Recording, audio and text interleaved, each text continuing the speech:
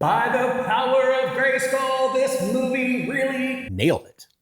Hey there, my friend. Welcome back to Lightbringer Legacy Reviews. I'm Nathan, and thanks for stopping by. If you grew up watching He-Man like I did, or you just love big, fun, action-packed fantasy adventures, we need to talk about Masters of the Universe, which just dropped in theaters June 5th. And guys, I had a blast. For anyone who's new to the Masters of the Universe, this is a live-action reimagining of the classic He-Man franchise from the 80s. We follow Prince Adam, played by Nicholas Galitzine, who's been separated from his home world of Eternia for 15 years. When he reconnects with the Sword of Power and is returned home, he finds his world in ruin under the rule of the most terrifying villain in the universe, Skeletor. To save his family, his world, and everyone he loves, Adam has to stop running from who he is and finally become He-Man. It's directed by Travis Knight, the guy who brought us the Bumblebee movie, so right off the bat you know you're in good hands visually. Let's talk about what I really enjoyed. This movie doesn't take itself too seriously. You could tell the goal of the film was to have a really fun time, and it succeeded with flying colors. It makes fun of itself in the best way, not in the way that leaves you feeling like your childhood memories are being mocked. You find yourself laughing at some of the silliness of the original cartoons, from character names to some of the goofy ways that the characters would interact in the cartoon. Nicholas Galitzine did a great job in this role. He brings real vulnerability to Adam that makes the transformation feel earned. You actually root for this guy. But that sword is gonna show me the way home.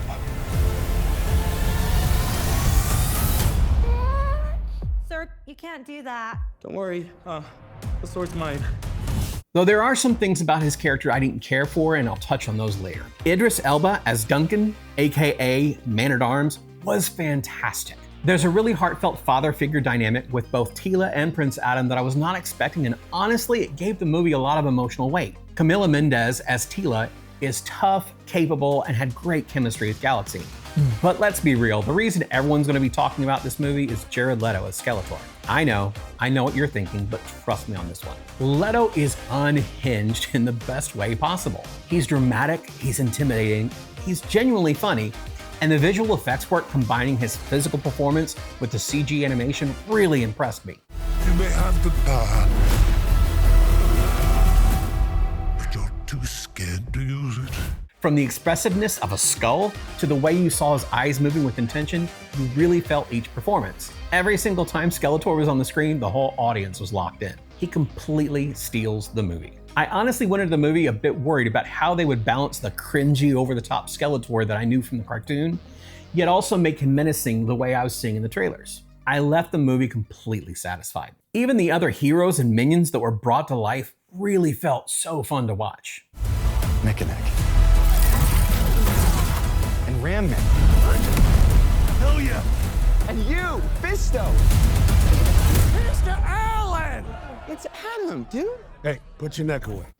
Trapjaw was a total surprise for me. The way he was brought to life left him feeling intense and fierce and intimidating. And I did not expect that, but it worked so well. The world of Eternia looks gorgeous, and it feels like they brought the cartoon world to life with so much respect for the original. Even the music had me smiling with delight from the first moment. The soundtrack was a fantastic mix of like the 80s vibe, and then cinematic score, and then rock and pop songs that were perfectly highlighting the moment you were enjoying. Like with my other reviews, I need to be honest with you though. Is this a perfect film?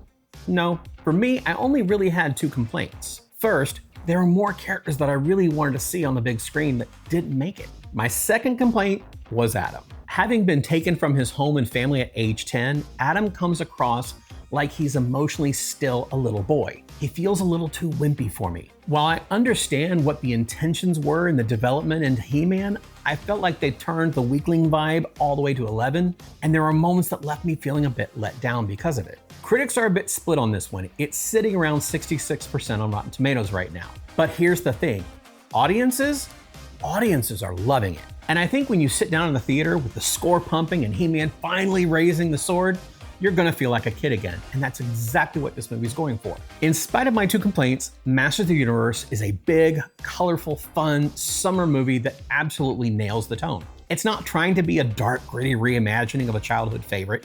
It knows what it is, and it leans all the way into it, and it works. If you're a fan of the franchise, this one is for you. If you love fun adventure movies with great visuals and villains who absolutely steal the show, this one's also for you. My verdict, go see it in theaters. You'll have a really great time. For me, it's the most fun I've had watching a movie in a while. Bonus tip, there are 2 stingers. One mid-credit, which you'll really want to stay for. There's an extra one after the credits, but if you miss that one, you'll be okay.